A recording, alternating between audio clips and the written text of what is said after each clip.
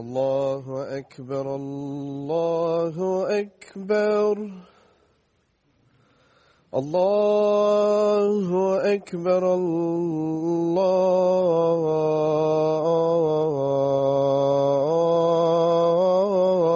الله أكبر أشهد أن لا إله إلا الله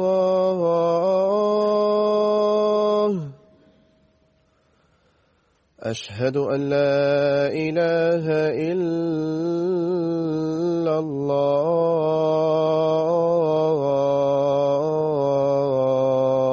الله أشهد أن محمدًا رسول الله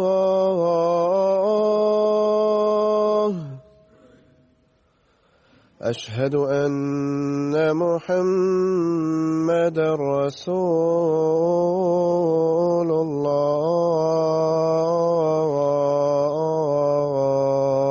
الله حي على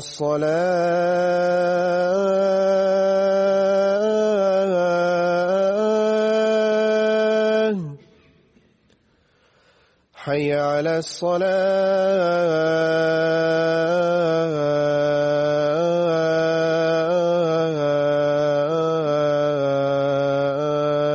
الصلاة حي على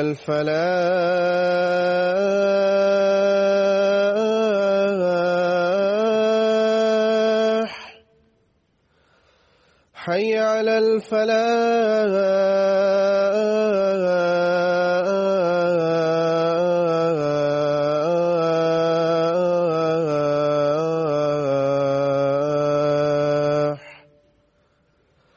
الله أكبر الله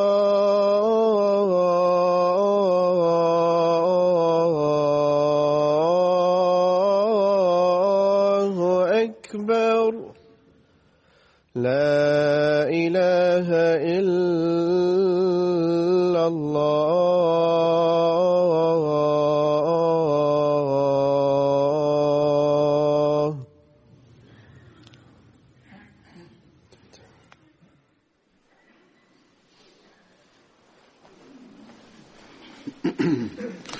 السلام عليكم ورحمة الله.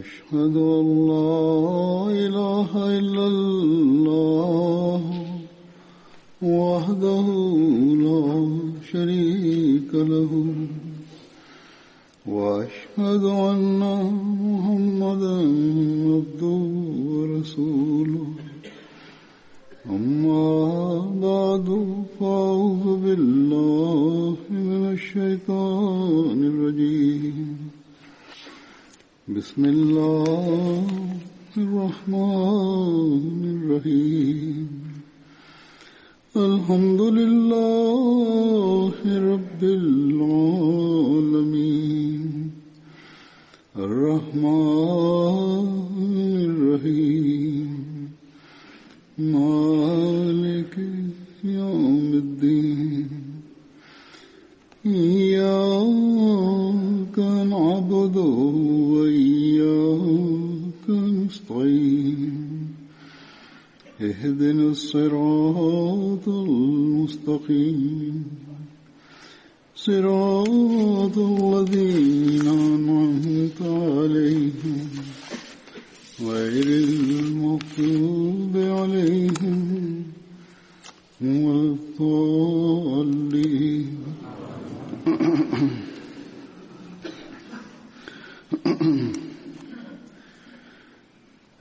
गुज़श्ता जुमे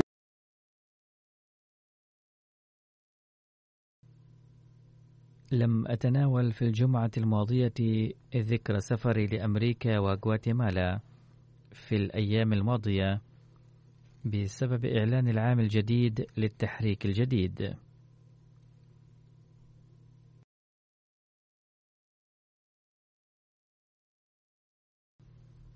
بفضل الله تعالى كانت نتائج هذه الجولات إيجابية جدا.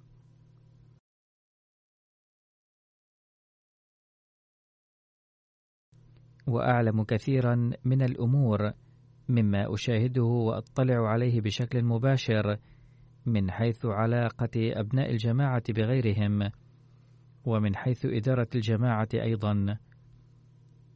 والفوائد الثلاث الكبيرة لها هي التواصل مع فئة مثقفة وذات نفوذ وسلطة في صورة اللقاءات وبمناسبات افتتاح المساجد أو حفلات الاستقبال.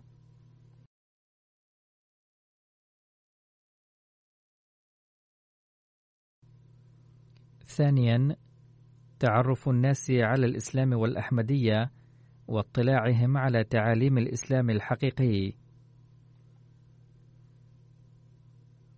وثالثا، أن أتواصل مع أبناء الجماعة شخصيا وأتعرف عليهم، وبالنتيجة يزدادون إيمانا وإخلاصا ومحبة ومودة وأخوة. ولقاء أبناء الجماعة مع الخليفة ورؤيتهم وسماعهم إياه بشكل مباشر يحدث تغييرا غير عادي فيهم، كما ينشئ فيهم العواطف.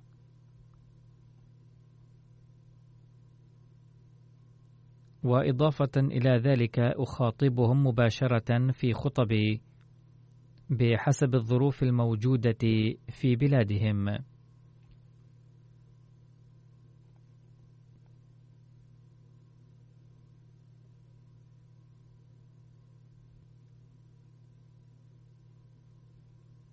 وفي سفري هذا إلى أمريكا وفقنا الله تعالى بفضله لافتتاح 3 مساجد، وأدعو الله تعالى أن يجعل هذه المساجد عامرة بالمصلين دوما، ويزيد أفراد الجماعة إخلاصا ووفاء. آمين.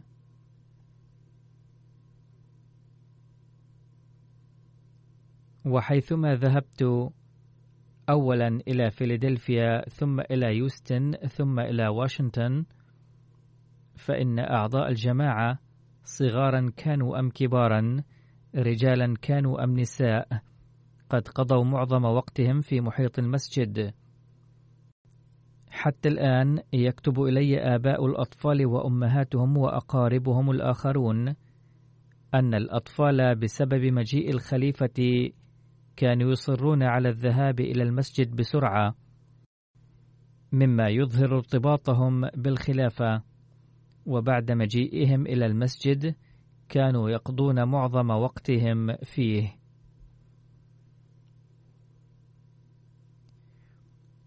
وفي هذه المرة كان في أمريكا عدد كبير من اللاجئين الأحمديين الباكستانيين الذين جاءوا هناك بعد مرورهم بظروف صعبة جدا في ماليزيا وتايلاندا وسريلانكا والنيبال. وكان لقاؤهم أيضا مثيرا للعاطفة في بعض الأحيان، وبدا بعضهم عاطفيين للغاية. وأدعو الله تعالى لهم أن يغلبهم كل حين، إضافة إلى نيل تسهيلات واسعة الشعور بتقديم الدين على الدنيا، وألا ينغمسوا في لمعان الدنيا.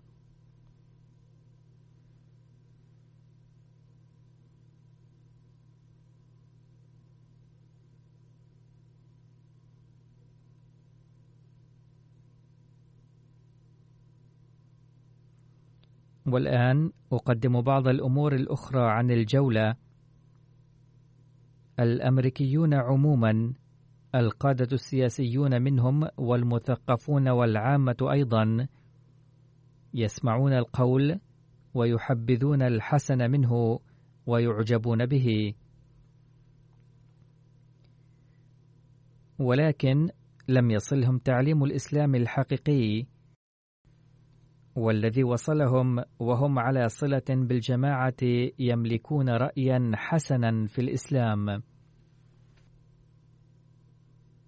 فالآن مسؤوليتنا أن ننشر تعاليم الإسلام الحقيقي بكل جهد وبأسلوب صحيح في أمريكا وفي العالم.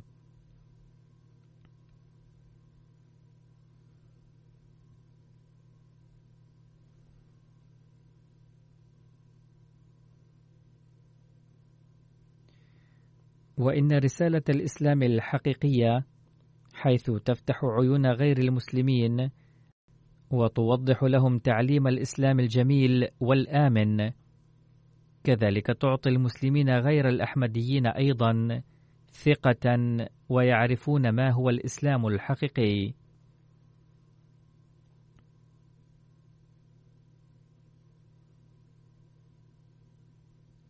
لذا لا داعي للشعور بأي نقص.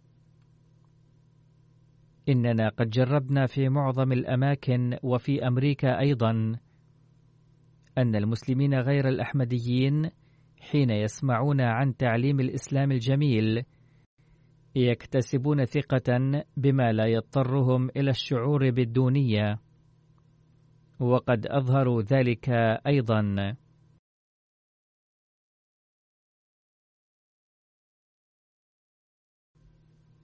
بل وفي الإسلام وحده حل لمشاكل العالم، والإسلام وحده وسيلة لإقامة الأمن والسلام، وتعاليم الإسلام وحدها تهدي إلى حل المشاكل الاقتصادية والاجتماعية.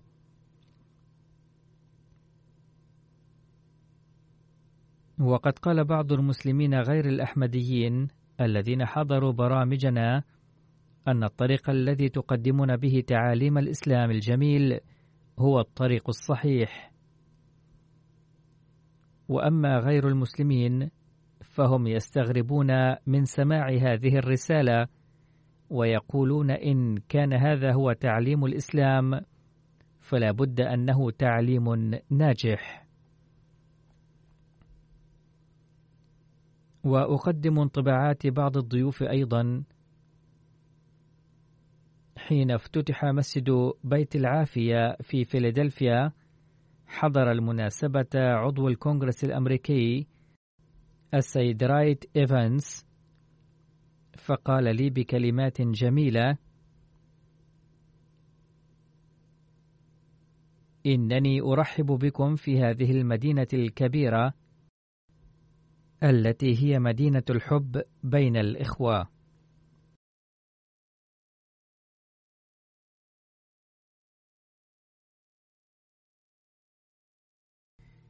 وأريد أن أقول لجماعة المسلمين من قبل إدارة فيلادلفيا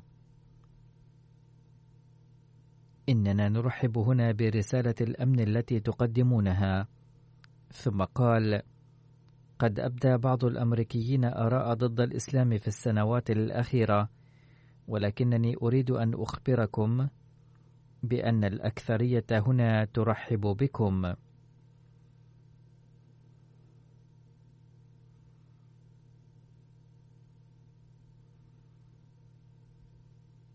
وإننا نقف معكم ضد الكراهية والتعصب والتطرف.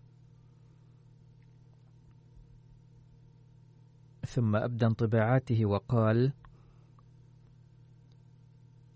إن حضرتكم قدمتم رسالة رائعة لإرساء الأمن، ومن سوء الحظ أننا نمر بعهد مظلم في أمريكا، وفي هذا العهد أصبحت هذه الرسالة أكثر أهمية، مما يثبت مدى أهمية المسلمين في أمريكا بل في العالم كله. ثم قال: نحتاج في المستقبل إلى أمل وأمن. إن لفيلادلفيا أهمية للحرية الدينية، ومن المعروف عن فيلادلفيا أنه عقدت فيها اتفاقية حول الحرية الدينية وحق العيش لأتباع كل دين. قال: إن لفيلادلفيا أهمية للحرية الدينية، وهي سوف تثبت أنها مكان عظيم لمسجدكم.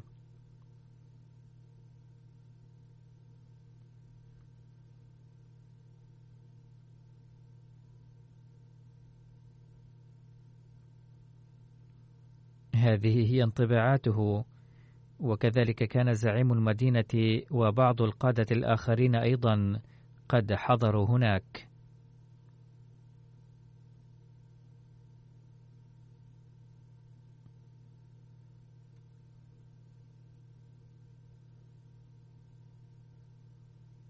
قال العمدة جان كيني: يتبين من تاريخ فيلادلفيا أن الحرية الدينية من مبادئها الأساسية، وكانت هذه المدينة قد أسست على هذا المبدأ.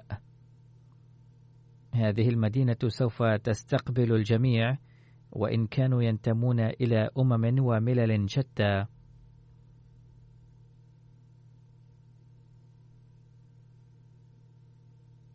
ثم قال: علينا أن نعمل معا متعاونين مع بعضنا البعض، ونحترم بعضنا البعض، ونخبر العالم بأننا نستطيع أن نعيش مع بعضنا، ونستطيع أن نحل مشاكلنا ومشاكل أولادنا.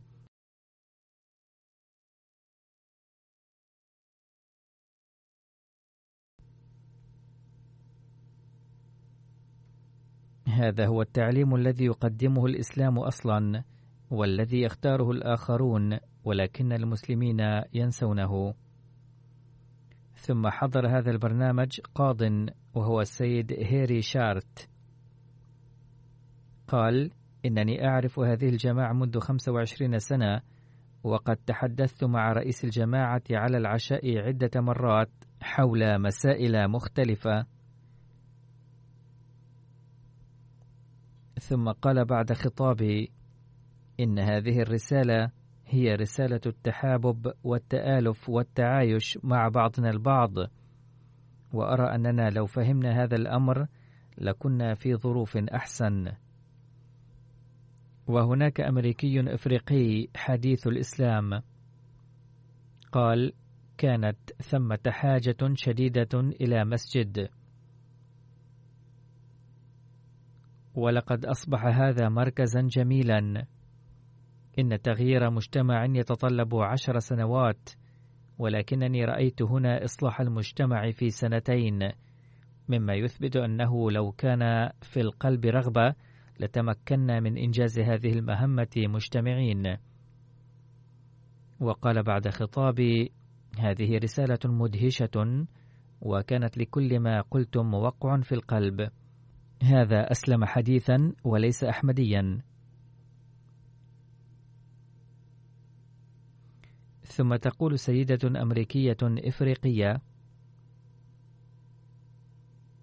لقد تعلمت من خطابكم كثيرا من الأشياء، وآمل أن نجعلها جزءا من حياتنا أيضا، ولو كنا عاملين بهذه الأمور لكنا على الصراط المستقيم. هذه السيدة أيضا ليست أحمدية. ثم هناك امرأة أخرى وهي السيدة حانية، تقول: الرسالة التي قدمتموها سوف تتسبب في إزالة الشبهات التي تذاع ضد الإسلام، وإنني فرحة بأن مركزا للمسلمين قد أنشئ هنا. توجد في الناس عصبية ضد الإسلام، وهذا خطأ كله. كانت رسالتكم قوية جدا، وآمل أن تنتشر هذه الرسالة أكثر فأكثر، وأن يعلم الأمريكيون حقيقة الإسلام أكثر فأكثر.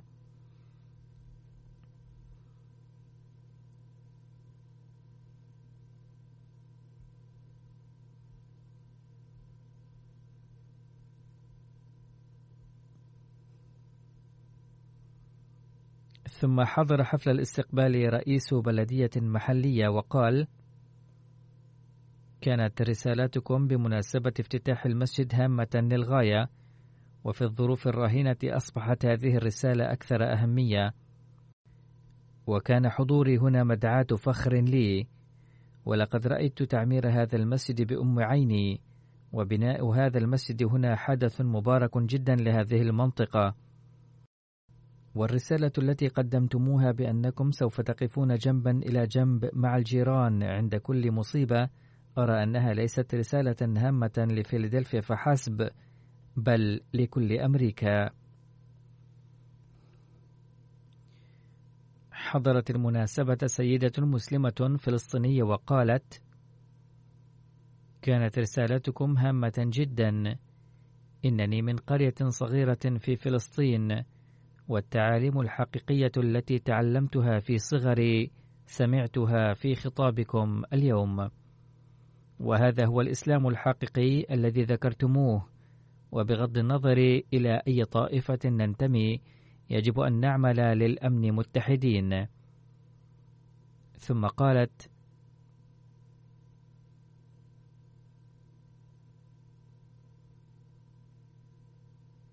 إنكم مثلتم جميع المسلمين بأسلوب حقيقي. هذا رأي هؤلاء السعداء، ولكن ينبغي أن يفهم المسلمون الآخرون أيضا أن الجماعة الأحمدية وحدها تمثل الإسلام الحقيقي. قالت أستاذة: كانت رسالتكم عن الأمن والسلام رسالة عظيمة جدا. إنني كاثوليكية، ولكنني أتفق مع كل كلمة لكم، وأقول بكل يقين إن الإسلام يقدم رسالة السلام ودرس خدمة البشرية.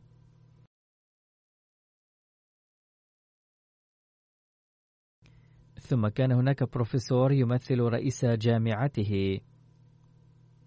قال: الأمنيات الطيبة التي أبديتموها لسكان هذه المدينة لا تتعلق بالوقت الحالي، بل بالوقت الآتي.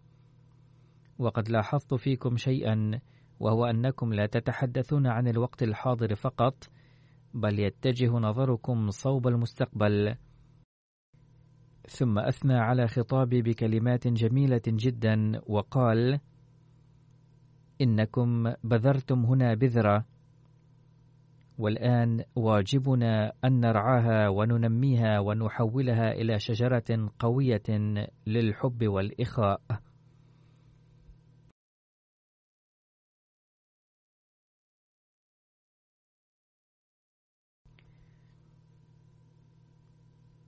قالت سيدة مبدية عواطفها: إنكم قلتم سوف نمسح دموعكم. كم من الناس يستطيعون أن يقولوا ذلك؟ هذا كان مدهشا، ولم أستطع أن أتمالك عواطفي. وليس ضروريا لتبليغ رسالة أن يكون الصوت عاليا ويكون الخطاب مثيرا. إنكم قد بلغتم الرسالة بأسلوب لطيف وجميل. كنت قلت إننا مستعدون كل حين لمساعدة الفقراء، وإذا كان أحدكم في مصيبة مسحنا نحن دموعه. حضر هذا البرنامج إمام غير أحمدي. قال: لقد تعرفت على الجماعة أولا من خلال ترجمة القرآن التي قام بها الأحمديون، وهذه الترجمة التي هي عنده التي قام بها المولوي محمد علي. ثم يقول: كانت رسالتكم رائعة وأتفق معها 100%. هذه هي مهمتنا وهذه هي غايتنا. كلنا بنو آدم، ويجب علينا جميعا أن نسعى دائما لرفع مستوى حياة الآخرين. علينا نشر رسالة النبي صلى الله عليه وسلم الحقيقية معا. ندعو الله تعالى ألا نتكلم فقط، بل نعمل أيضا. ثم افتتحت مسجدنا في بالتيمور، واسمه بيت الصمد، ومبناه أيضا كان كنيسة اشتريناها وقمنا بترميمات فيها وحولناها إلى مسجد. والغريب أن هذا المبنى متجه صوب القبلة تقريبا، أي بنسبة 99.9%، بحيث لم نحتج إلى أي تغيير فيه من أجل القبلة. ولأنني لم أذكر في خطبة الجمعة هناك الأرقام والإحصائيات عن هذا المسجد، فأذكر شيئا منها الآن. بلغت تكلفته $2,000,000، فيه صالتان منفصلتان للرجال والنساء يمكن أن يصلي فيهما 400 شخص في وقت واحد، وهناك مكاتب ومكتبة وغرف تدريس ومطبخ كبير وصالة طعام وغيرها. والمسجد واقع على طريق رئيسي تمر به قرابة 45,000 سيارة يوميا. حضرت عمدة بالتيمور في مناسبة الافتتاح وقالت: لقد تحدثتم عن السلام، وهذه الرسالة هي حاجة الوقت. ليست بلدتنا فقط، بل إن ولايتنا، بل الولايات المتحدة كلها، بل العالم أجمع بحاجة ماسة إلى هذه الرسالة. أرى أن على الجميع الاستماع لهذه الرسالة، ولو استمعنا لها لأدركنا أن الحل الوحيد لقضايا العالم هو السلام، وعلينا أن نتعلم أن يحب بعضنا بعضا. وقالت أستاذة جامعية في بالتيمور معبرة عن انطباعاتها: إذا كانت بيننا اختلافات فهناك أمور كثيرة مشتركة بيننا. كانت هذه رسالة مذهلة نستطيع بها إحداث تغيير هام في مجتمعنا. علينا أن نعمل متحدين وأن يحترم بعضنا بعضا. إن هذه الرسالة هامة جدا في المجتمع الأمريكي. علينا كأمريكيين أن نعمل ليس لأنفسنا فقط، بل أيضا لأولادنا أيضا، وأن نتقدم إلى الأمام آخذين معنا الآخرين. إن هذه الرسالة المدهشة أعجبتني جدا. ثم كان هناك ممثلو الولاية من مقاطعة رقم 48. قال: لقد أعجبت بسماع هذه الرسالة، لا سيما في وقت يسود فيه المجتمع الخوف من المسلمين، ويوجد هناك التمييز على الأسس العرقية في هذه البلاد. وإني مسرور جدا لأنكم نبهتمونا إلى واجباتنا في هذه الظروف. لقد نصحتمونا بأن نحب الجميع ولا نكره أحدا، وهذه هي الأمور التي يجب أن نلتزم بها: الحب والسلام والعدل. ومدينة بالتيمور بحاجة إلى التحلي بهذه المثل العليا. ونقل هذا الضيف انطباع زوجته إذ قالت: هذه رسالة هامة لنا جدا. ثم يتابع هذا الضيف ويقول: مهما سعينا وتكلمنا عن إصلاح المجتمع، فلن يكون التأثير بالقدر الذي كان بسبب وجود إمام الجماعة الإسلامية الأحمدية هنا. إن الجماعة الإسلامية الأحمدية تلعب دورا رائعا، ليس هنا فقط بل في الولايات المتحدة كلها. وحضر هذه المناسبة قسيس يسمى هنا الأب، وقال: خلال خطابكم كنت أتفق مع كل كلمة قلتموها، لأني قد زرت المسجد الأحمدي في بالتيمور مرارا. أستطيع القول بكل يقين أن ما أشرتم إليه من فتنة وفساد قد رأيته يحدث في المساجد الأخرى منذ عدة سنوات. إن المسجد يكون مفتوحا لكل المجتمع، وقد حضرت فيه الجمعة مرارا، وإني شاهد عيان على كل هذه الأمور. لقد سررت جدا بسماع هذه الكلمات. لقد اجتمع هنا اليوم أتباع مختلف الديانات ويتحدثون عن الأمن والسلام، وهذا أمر لا تحتاج إليه مدينتنا فقط، بل يحتاج إليه العالم أجمع. ثم كانت هناك سيدة عبرت عن انطباعاتها بقولها: هذا الخطاب يحمل في طياته رسالة هامة لي في الظروف السائدة. هناك أنواع الشقة الحائلة بين المسلمين وغيرهم، وبين السود والبيض، وعلينا أن نبحث عن حل يزيل كل هذا البعد، وهذا لا يتأتى إلا بالاحترام المتبادل. إنما ذكرتم من تعريف الجار وحسن معاشرته هو رسالة رائعة بالنسبة لي، وبسماع هذه الرسالة أجد رغبة في معرفة المزيد عن الإسلام. شكرا جزيلا لكم. وكان هناك ممثل عن الولاية من محافظة رقم 41 واسمه بلال علي وهو مسلم، وقال: إن الرسالة التي قدمتموها يسمع دويها في كل الحضور هنا. هذه الرسالة ذات أهمية بالغة لخلق جو الاتحاد والمحبة والوئام، وإنها ستساعد كثيرا على القضاء على ما يوجد هنا من تحفظات تجاه الإسلام. ثم قال: لقد أخبرتمونا قبل فوات الأوان بحلول قضايا كثيرة، ولا سيما في الظروف السائدة هنا، حيث إن أقوال وجهود السياسيين هنا تثير مشاعر الناس ضد المسلمين إلى حد كبير.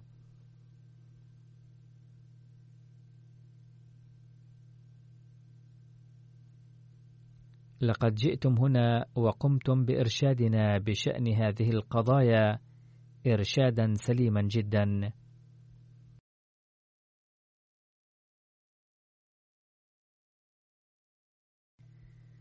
لقد قدمتم في هذه الظروف رسالة مدعمة بالدلائل الحكيمة جدا، لا يمكن لكل من يملك مسحة من العقل أن ينكرها. لقد تعلمت منكم حلا سهلا لإرساء السلام في المجتمع، وهو أن علينا أن نبدأ الخير من بيوتنا وأن نحسن إلى جيراننا. لا حاجة بكم إلى تغيير العالم كله، بل فقط انشروا الحب في من تقابلونهم وتجالسونهم واخدموهم، فسيسود السلام المجتمع كله تلقائيا. ثم وصفتم لنا وصفة سهلة أخرى، وهي أن الإسلام يأمرنا بدعوة الناس إلى الحق، وقدوتنا الحسنة هي التي تساعد على نشر دعوة الحق في الحقيقة.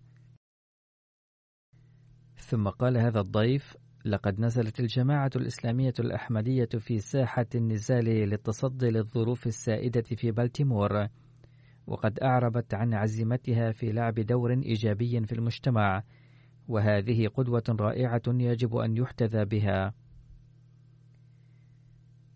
نسأل الله تعالى أن يوفق جماعتنا هنالك لتقديم هذه القدوة الحسنة.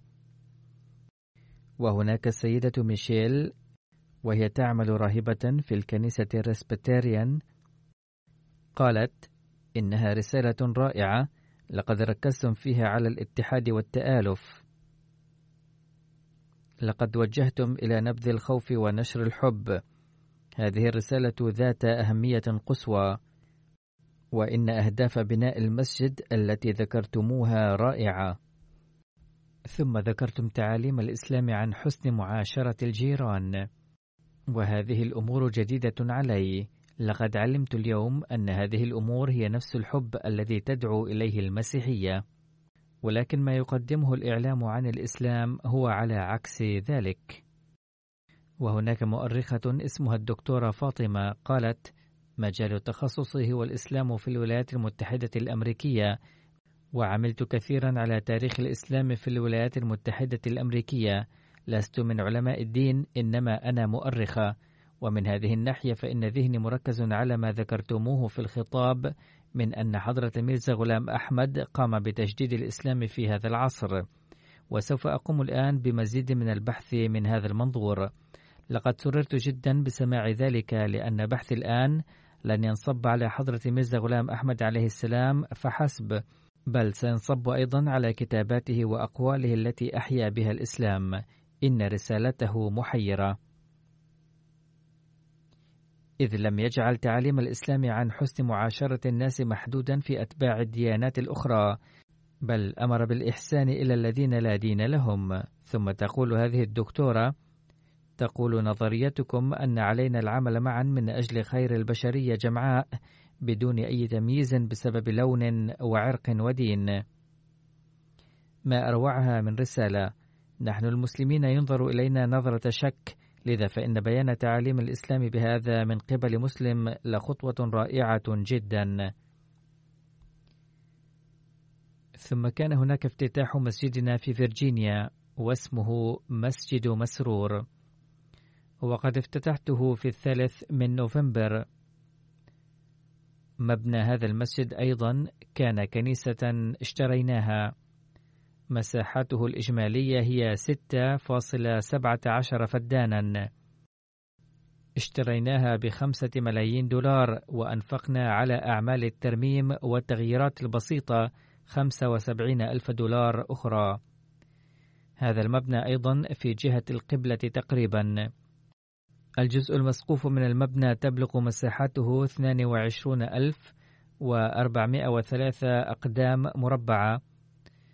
هناك صالات منفصلة للرجال والنساء يمكن أن يصلي فيها 650 شخصا، كما أن في المبنى 11 غرفة أخرى يمكن استخدامها كمكاتب، ثم هناك مكتبة وصالة مؤتمرات ومطبخ كبير. والسيد كوري ستورت، وهو مرشح الحزب الجمهوري في الولايات المتحدة، قال في هذه المناسبة: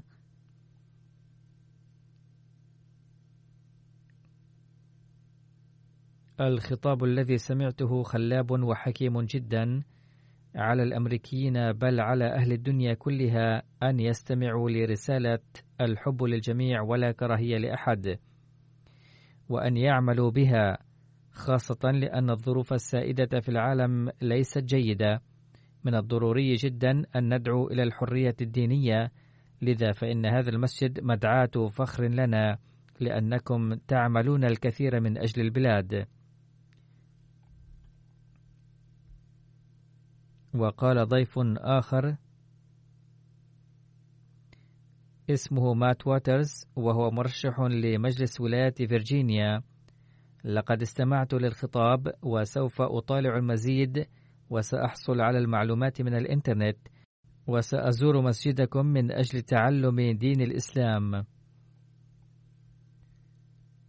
وقال ضيف مسيحي: هذه الرسالة كانت في محلها تماما بالنظر إلى الظروف الراهنة، وكانت ضرورية جدا. لقد استمعت لها وأعجبت بها جدا، وأخذتني الحيرة أيضا. وهناك سيدة ممثلة ولاية فيرجينيا من محافظة رقم 51 قالت: كانت الرسالة محيرة جدا، وهي رائعة للغاية، لا سيما في الظروف الحالية في الولايات المتحدة الأمريكية. رسالتكم هي رسالة المحبة والاتحاد. لقد نصحتم بأن على المرء أن يؤثر الآخرين على نفسه ويخدم بكل تواضع، وإننا بحاجة إلى مثل هذه الرسالة في ظل الظروف السياسية الراهنة، والدعوة إلى تفضيل المرء الآخرين على نفسه رسالة رائعة مليئة بالروحانية. عناية المرء بالجيران وإيثاره راحة الآخرين على راحته عمل رائع. في مثل هذه المواقف يصبح المرء أنانيا، ولكنكم قلتم أن على المرء أن يؤثر الآخرين على نفسه.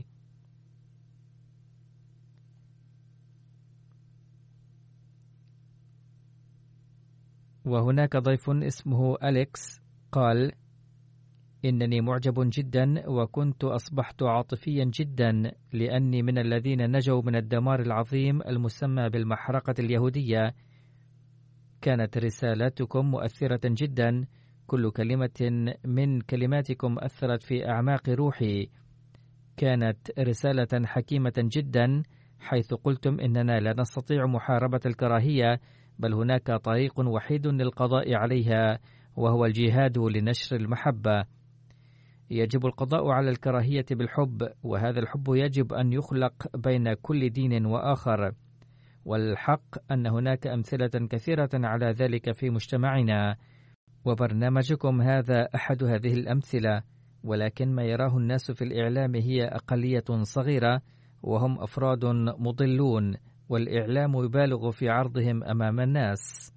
فبدلا من ذلك علينا أن ننشر الحب المتبادل. كان مغلوبا بعواطفه أثناء الحديث، ثم جاء للقاء أيضا، وغلبته العواطف في البداية، ثم أخذ يبكي وقال أن هذه الرسالة قد تركت في نفسي تأثيرا عميقا وطيبا جدا.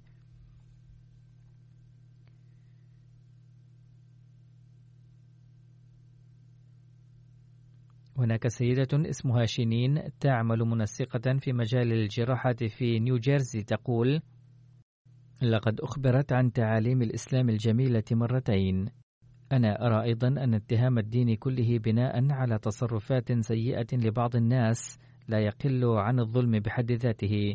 في بلادنا أي الولايات المتحدة يقع حادث ما كل يوم، ولكن اتهام الدين بناء عليه خطأ. كان هناك ضيف يعمل في الشرطة منذ 40 عاما، قال إن هذه الرسالة كانت للعالم كله، وقد ضمت في طياتها النصائح كما تقتضي الحاجة عن الأمن والسلام والحب والود وأداء الحقوق. يسكن عندنا هنا قرابة 460 ألف نسمة من مختلف الألوان والأعراق، والأهم في رسالة اليوم كان بيان حقوق الجيران.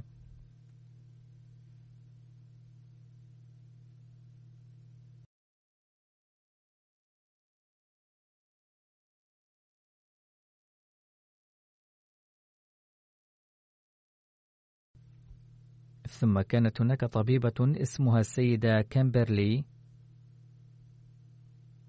تعمل في فرع دراسة الجرائم، وهي مؤلفة كتب أيضا وحائزة على شهادة الدكتوراه. قالت: لقد سمعت في الخطاب اليوم رسائل عميقة عن الأمن والعدل، وعلى الجميع أن يسعوا جاهدين لإقامة جو الوحدة بحسب هذه الرسائل بغض النظر عن فوارق اللون والأعراق. لقد قدمتم في خطابكم اليوم صورة حقيقية للإسلام، وملخصها خلق بيئة الأمن والعدل والمساواة. وفي أثناء بيان انطباعاتها غلبتها العواطف وقالت والدموع تنهمر من عينيها: إن الناس يقومون اليوم بالظلم والبربرية، وينشرون الفساد في مجتمعاتنا وبلادنا باسم الدين، ولكن لا علاقة لهم بالدين. هذا ما يجب أن يفهمه كل إنسان.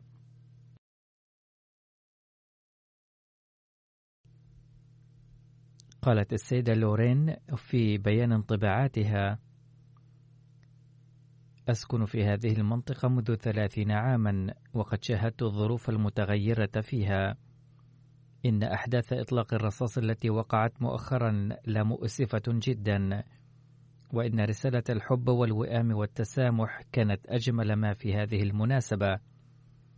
أنا سعيدة جدا لأنني دعيت إلى هذه المناسبة، وبمجيئي هنا تعلمت كثيرا عن الجماعة الإسلامية الأحمدية.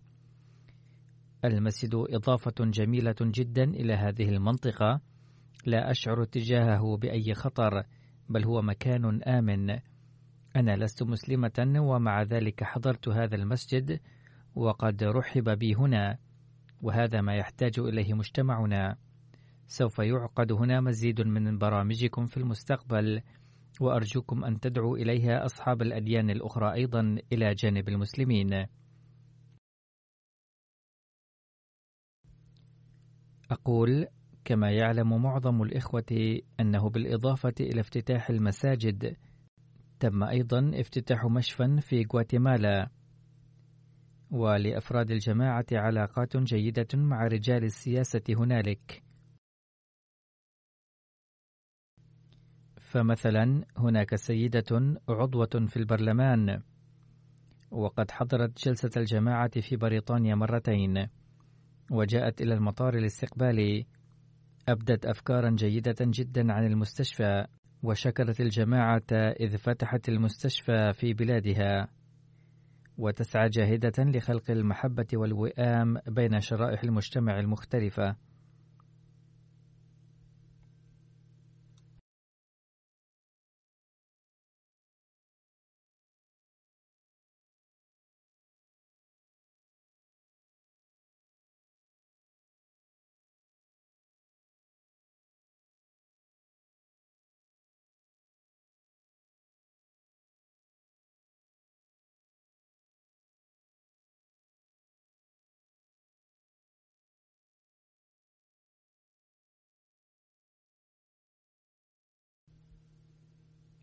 كذلك هناك عضو البرلمان في باراغواي، واسمه السيد روبرت كينو، ويحتل منصب نائب وزير الدولة للتعليم. قال بعد اشتراكه في حفل الافتتاح: كان الحفل جميلا جدا، إنني مستغرب جدا من أن هناك جماعة قد أكمل أفرادها هذا المشروع بالتعاون المتبادل، وفعلوا كل ذلك لمساعدة المحتاجين، وبذلك أبدوا حب الناس عمليا. ثم قال: إذا سلك الناس كلهم على هذا الطريق للحب فعندها فقط سيستتب الأمن في العالم. كانت مشاهدة دين الإسلام وثقافته بالنسبة لي تجربة رائعة. كانت هناك أسئلة كثيرة تخالجني عن الجماعة الإسلامية الأحمدية، وقد وجدت الأجوبة عليها بمجيئي هنا. لقد تأسس مركز الجماعة الأحمدية في باراغواي منذ بضعة أعوام، وقد جاء هذا الضيف بمناسبة الافتتاح بناء على دعوة الجماعة هناك.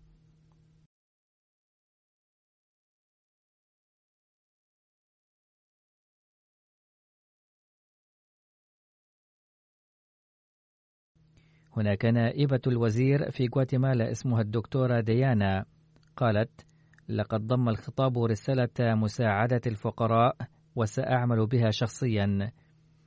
أشكر الله تعالى على أن الدين يعلم مساعدة الفقراء، وهذا ما قاله الخليفة في خطابه.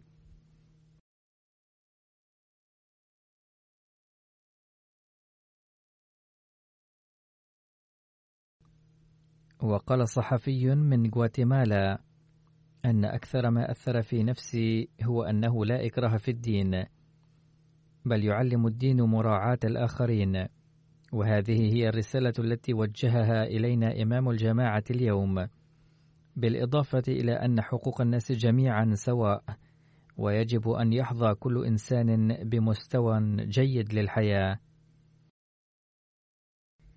كذلك حضر الحفل السيد بارتاندو بارنيتا، وهو صحفي يعمل في جريدة إل بيرو ديكا، فقال: لقد ترك خطابكم تأثيرا طيبا جدا في نفسي، وكان لقائي بكم أيضا جميلا.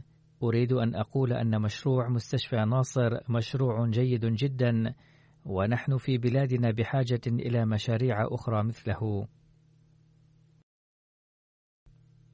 قال ضيف آخر وهو مسؤول في البنك: كان خطابكم يتلخص في مواساة الخلق، وهذا المستشفى أي مستشفى ناصر الذي افتتحتموه هنا خير وأوضح دليل على ذلك.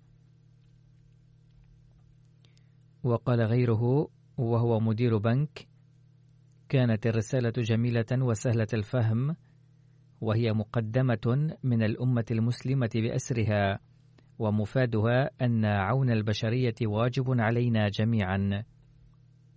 هذا الكلام مرغوب فيه جدا.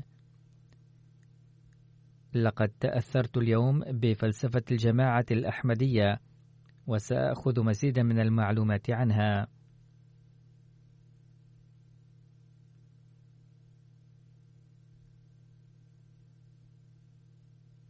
بدأ في غواتيمالا إصدار مجلة مقارنة الأديان باللغة الإسبانية، فقد أصدرت هذه المجلة الجديدة هنا في بلاد أمريكا اللاتينية وأمريكا الوسطى وغيرها، حيث يتحدث اللغة الإسبانية قرابة 400 مليون شخص.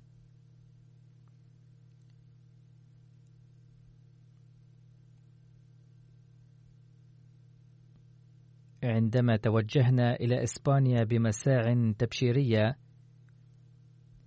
قال السيد ديفيد وهو أحمدي مخلص جدا من غواتيمالا، بل من أوائل الأحمديين: إنكم تركزون مساعيكم على إسبانيا وعدد سكانها 40 مليونا فقط، بينما عدد السكان في بلادنا هذه يبلغ 400 مليون، ومع ذلك لستم منتبهين إليها.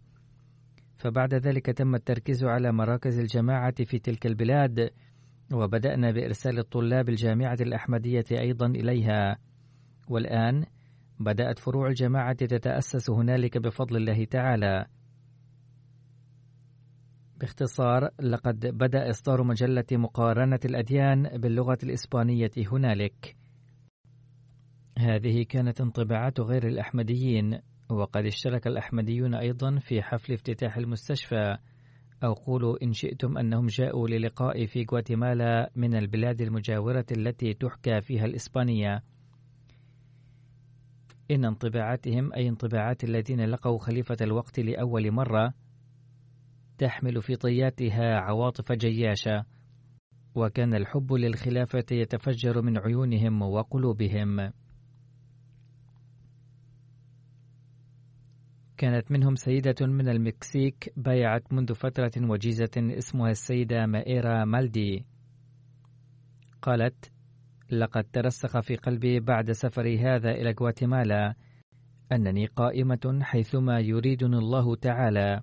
ليس في قلبي أدنى شك في أنني أشعر بكثير من السكينة والأمن من حيث الروحانية والعاطفية.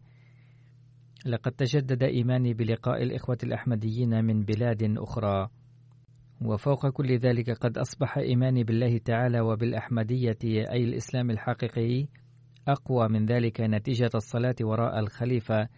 أتمنى أن أثبت على هذا الطريق، آمين. ثم هناك مبايع جديد من المكسيك اسمه السيد إيوان فرانسيسكو. قال: لقد بايعنا على يد الخليفة، علما أن البيعة قد تمت في المسجد هناك، وإن بيان تلك اللحظة بالكلمات مستحيل تماما. في تلك اللحظة شعرت كأن جسمي كله قد سخن وبدأت أتعرق، وشعرت كأن تيارا كهربائيا جرى في جسمي وذهب بذنوبي كلها. نشكر الله تعالى مئات الآلاف المرات أنه أكرمنا بالخلافة. أعرف جيدا أن هذه أول خطوة لي للتقدم إلى الأحسن، وستحدث في نفسي تغييرا ملحوظا.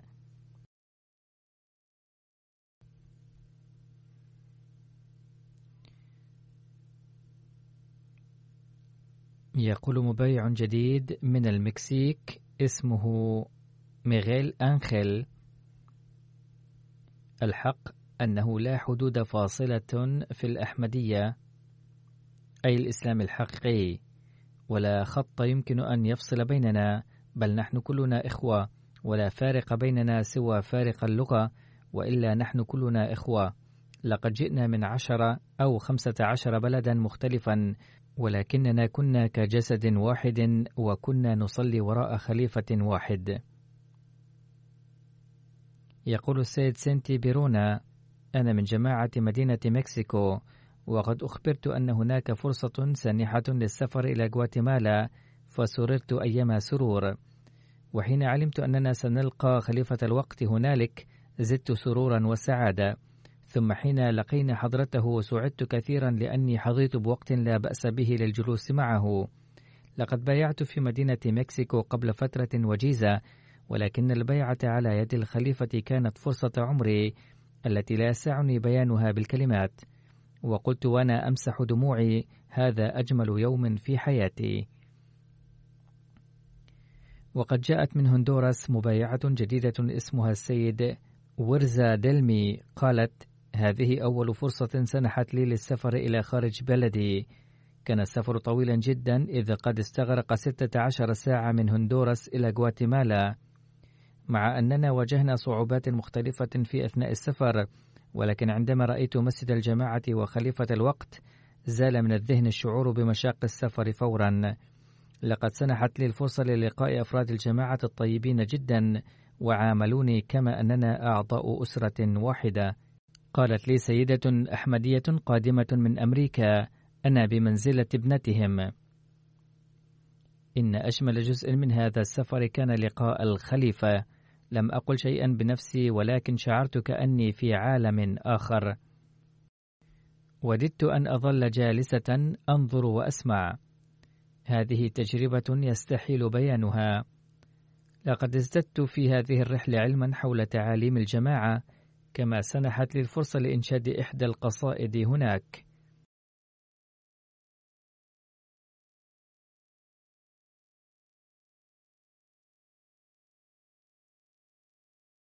ثم يقول إيدن أرماندو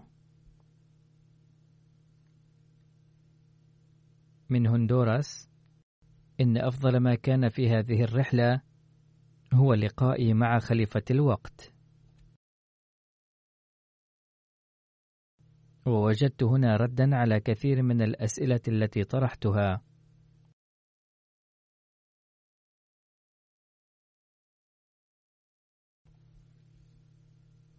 يقول أحد المبايعين الجدد من إكوادور: لقد تلقيت كنزا ثمينا هنا، ممثلا في وجود خليفة الوقت في هذا المكان، وامتلأت بمشاعر الروحانية والأمن والمسرة، وتمتعت بسكينة كبيرة. ولما وضع حضرته يده على يدي أثناء البيعة، شعرت بسعادة متناهية لم أشعر بمثلها قط في حياتي. تقول إحدى السيدات من إكوادور وهي قد بايعت قبل سنة تقريبا: كانت الرحلة إلى غواتيمالا بالنسبة لي وإلى ابني رائعة جدا، وكانت مناسبة فريدة لنا إذ رأينا للمرة الأولى خليفة الوقت، مما ولد في نفوسنا الشعور بالأمن والمحبة والصبر. وكانت فرحتنا لا توصف عندما عانق ابني خليفة المسيح للمرة الأولى. ونعد هذا الأمر سعادة وبركة لنا. ستكون عودتنا إلى إكوادور مليئة بالحزن، لأننا سنفتقد خليفة الوقت والإخوة الأحمديين، ونأمل أن نراهم مرة أخرى.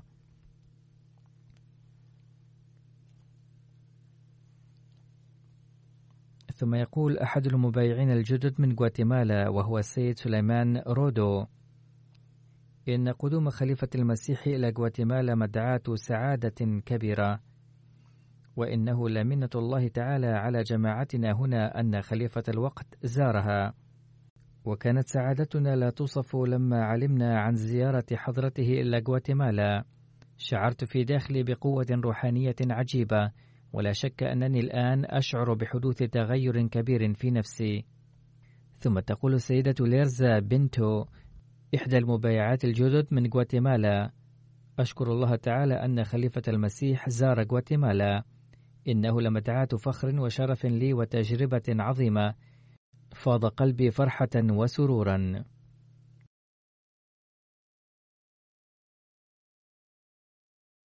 يقول السيد دومنتويول من غواتيمالا: أنتمي إلى فرع الجماعة في كيبون. لقد وجدت نفسي ممتلئا حماسا ومسرة وإيمانا وروحانية.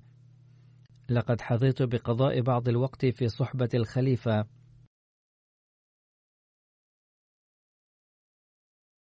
لعله ذلك الشخص الذي دخل الجماعة منذ مدة قصيرة وقال لي في اللقاء مغلوبا بالمشاعر وبحماس: إن منطقتي بعيدة ونائية تقع على الحدود، طرقها ليست جيدة وأهلها فقراء. أدعو لقومي وأرسل إليها بعض الدعاة ليصبح قومي أيضا مسلمين أحمديين، ولكي ينال قومي أيضا ذلك الفضل الذي تمتعت به. وهكذا قد طلب الدعاء مغلوبا بمشاعر رقيقة. ندعو الله تعالى أن تنتشر الأحمدية في منطقته. ثم تقول السيدة تيزا مير تيزا من غواتيمالا: كنا قد شاهدنا الخليفة في الصورة سابقا، أما الآن فرأيناه عن كثب، ووفقنا للجلوس في صحبته، وأشعر بتغيير عظيم في داخلي. ثم تقول السيدة كلاديا: إنني مسرورة جدا، وأعد نفسي سعيدة الحظ بحيث أنعم الله تعالى علي بمثل هذه المنة. ليست لدي كلمات أعبر بها عن مشاعري. ثم طلبت هذه السيدة الدعاء لتزداد إيمانا وإخلاصا. ثم تقول السيدة خديجة من جيابس بالمكسيك: أشكر الله تعالى أنه وفقني للقاء خليفة المسيح. لقد تلقينا هنا ردودا على أسئلتنا. لقد زاد حبي للإسلام وتشدد إيماني بعد البيعة. أطلب الدعاء أن أزداد أنا وتزداد جماعة جيابس كلها إيمانا وعرفانا. وتقول السيدة ياسمين جومند: إنها لذكريات جميلة وتجربة رائعة. كنت مسرورة جدا حتى إن مشاعري فاضت بدموع الفرحة، ولا أستطيع وصف حالي بالكلمات. بعد هذا اللقاء سأحاول أن أحدث تغييرا في حياتي. وتقول السيدة ثريا غوموس: إن مشاعري جياشة في أعماق قلبي، لقد مررت بتجربة عظيمة، أدعو الله تعالى أن يزيدني إيمانا وإخلاصا.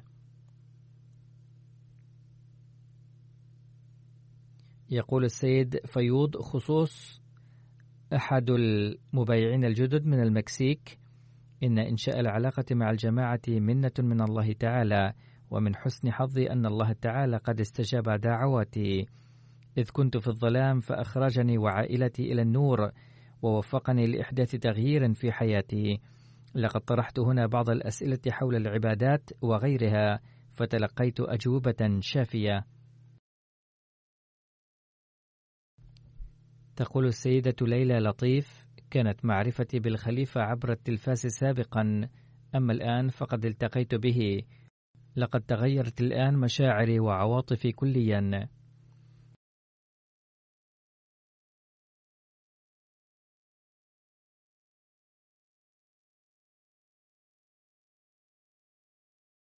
ويقول أحد الإخوة وهو السيد هيليدورو الذي جاء من بنما مع زوجته وابنته: إن يوم اللقاء كان مليئا بالأفراح التي لا أستطيع وصفها بالكلمات.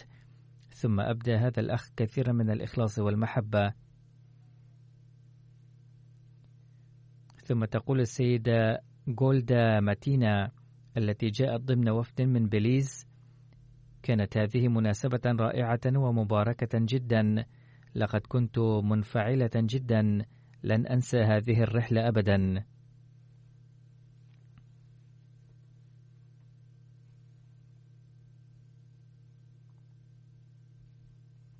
وتقول عضوة أخرى من هذا الوفد وهي السيدة نوكولو يليس: كان هذا اللقاء مليئا بالمشاعر الرائعة، لقد دعاني خليفة الوقت إلى حضور جلسة بريطانيا أيضا، وإنني جد مسرورة بهذه الدعوة.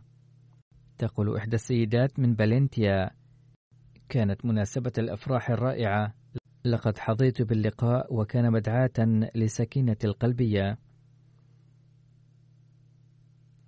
وتقول إحدى الفتيات البالغة 13 أو 14 عاما: كنت خائفة جدا قبل ذلك من أن يصدر مني أمام الخليفة أي قول أندم عليه لاحقا، ولكن كان اللقاء رائعا.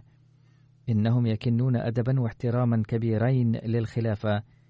ولقد أنشدت هؤلاء الفتيات قصيدة المصلح الموعود رضي الله عنه التي مطلعها: لا إله إلا الله، توجهنا إلى قبلتنا وهو الله تعالى. كذلك فإن كل واحد من النساء والرجال الذين توافدوا من بلاد مختلفة ووصلوا إلى غواتيمالا بعد قطع مسافات طويلة أبدى إخلاصا ووفاء كبيرين، بارك الله تعالى في إخلاصهم ووفائهم بركات كثيرة، وجعلهم أحمديين حقيقيين، آمين. تغطية الأحداث من قبل فريق الإعلام في أمريكا. بفضل الله تعالى اشتغل فريق الإعلام في أمريكا جيدا، وعلاقاتهم أيضا جيدة. أجريت في هذا الفريق تغييرا الآن، غير أن الفريق السابق أيضا كان قد اشتغل جيدا. لقد بلغت الدعوة في أمريكا من خلال التلفاز إلى 2,869,000 شخص تقريبا، وبالإذاعة وصلت الدعوة إلى أزيد من 5,398,000 شخص، ومن خلال المواقع على الإنترنت ومواقع التواصل الاجتماعي وغيرها وصلت الدعوة إلى قرابة 2,000,000 شخص.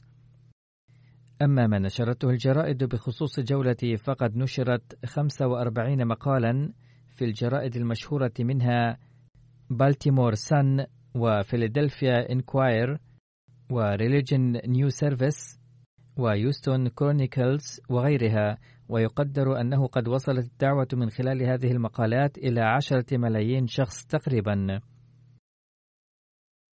لقد كانت التغطية الإعلامية في غواتيمالا أيضا جيدة، إذ إن جريدة برنس ليفر الوطنية لغواتيمالا التي تصدر يوميا بعدد 130,000 نسخة وعدد قرائها أزيد من 4 ملايين شخص، نشرت في عددها الصادر في 24 من أكتوبر وعلى صفحتها الرئيسية صورة مستشفى ناصر ونشرت تقريرا عن افتتاحه.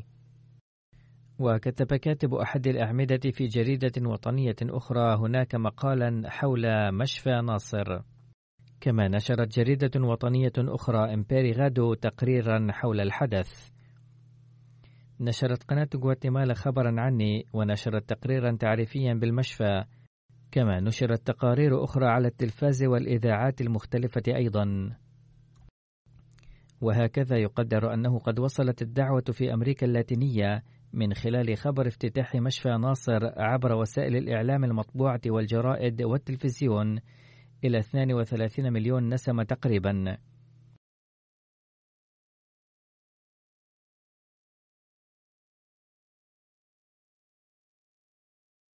إضافة إلى ذلك فقد وصل هذا الخبر من خلال وسائل التواصل الاجتماعي وتويتر وإنستغرام واليوتيوب إلى 2,300,000 نسمة. وعليه فكانت هذه الجولة بفضل الله تعالى مباركة وناجحة جدا. نسأل الله تعالى أن يظهر ثمارها الأخرى في المستقبل أيضا. بعد صلاتي الجمعة والعصر سأصلي صلاة الغائب على السيد سوادغو إسماعيل الذي كان من بوركينا فاسو. لقد خرج من بيته لصلاة الفجر في 14 من نوفمبر، إلا أنه سقط في الطريق إثر تعرضه لصدمة قلبية فنقل إلى المشفى القريب، ولكنه توفي. إنا لله وإنا إليه راجعون. لقد ولد في 1964 وبايع في 1994. كان يسعى دوما إلى أن يكون قريبا من مركز الجماعة، فلما غيرنا مكان المركز هناك استأجر المرحوم بيتا قريبا من المركز وانتقل إليه. كان يسعى دائما إلى أن يأتي للمسجد ويرفع الأذان. كان في طليعة الذين يوقظون الناس لصلاة التهجد أثناء الجلسة السنوية. كان يؤذن بصوت رائع ومؤثر جدا حتى أصبح الناس ينادونه بسيدنا بلال. كان يعتكف كل سنة وكان مواظبا على الصلوات كلها وينبه الآخرين إلى ذلك. كان يأتي قبل الفجر إلى دار إقامة الطلاب هناك ويوقظ الطلاب لصلاة الفجر، ثم كان يرفع الأذان ويهتم بتنظيف المسجد أيضا. عندما تعرضت مساجدنا للهجوم في لاهور وسمع المرحوم عن استشهاد الأحمديين تأثر جدا وبكى كثيرا، وكان يبدي أمنيته مرارا قائلا: ليتني كنت من هؤلاء الشهداء. كان سباقا في أعمال الجماعة. فلما قمت بجولة في بلده في 2004 كان هو في الطليعة للحراسة، ولعله لم يأكل ويشرب لوقت طويل أو وقف مستقيما دون حراك، فسقط مغشيا عليه أثناء خطابي وخلال أدائه خدمة الحراسة. وكان يكتب إلي الرسائل دوما ويعرف نفسه مشيرا إلى حادث سقوطه هذا. كان مخلصا جدا ومحبا صادقا للخلافة والأحمدية. كان يشتغل حارسا في قسم الغابات. عند دفنه أشاد بخدماته مدير البلدية المركزية نيابة عن ضابط قسم الغابات، وذكره أمام الجميع بكلمات جميلة فقال: إن السيد إسماعيل كان عاملا وفيا مخلصا ومتدينا وبشوشا. كان يؤدي واجباته بشكل رائع. كان المرحوم منضما إلى نظام الوصية، وترك خلفه ابنا وبنتا من الزوجة الأولى. أما من الزوجة الثانية فقد ترك ابنة عمرها شهران فقط. رفع الله تعالى درجات المرحوم وغفر له وحفظ أولاده.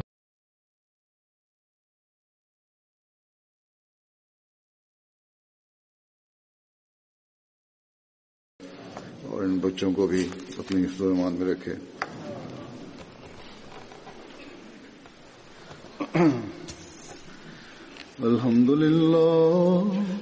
अल्हम्दुलिल्लाह नहमदुहु व नस्तईनुहु व नस्तगफिरुहु व नुमिनु बिही व नतवक्कलु अलैहि व नऊज़ु बिल्लाहि मिन शुरूरि अनफुसिना व मिन सय्यिआति अअमालिना मन यहदिहिल्लाहु फला मुदिल्ल लहु ومن يضلل فلا هادي له ونشهد أن لا إله إلا الله ونشهد أن محمدا عبده ورسوله عباد الله رحمكم الله إن الله يأمر بالعدل والإحسان وإيتاء ذي القربى وينهى عن الفحشاء والمنكر والبغي يعظكم لعلكم تذكرون اذكروا الله يذكركم وادعوه يستجب لكم ولذكر الله أكبر.